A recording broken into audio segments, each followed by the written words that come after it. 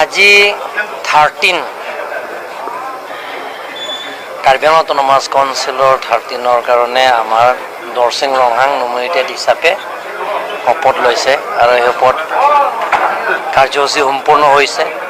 তাৰ সমান্তৰাল হিচাপে আকৌ কাৰ্বি আংলং অটোনমাস কাউন্সিলৰ 2জন কাৰ্যবাহী সদস্য আহিছে। এজনটো আছে মহিলা তৰফৰ পৰা কাদম তেৰাংপি আৰু লগতে হেডসিং ৰংফাৰ। এই দুজনৰ আমি কাৰ্বি আংলং অটোনমাস কাউন্সিলৰ EM এক্সিকিউটিভ মেম্বাৰৰ আজি দিয়া হৈছে আৰু তেওঁলোকৰ অফিচত বহোৱা হৈছে। আজি নিদিয়ে, 2দিনমান লাগিব, 2দিনমানৰ পিছত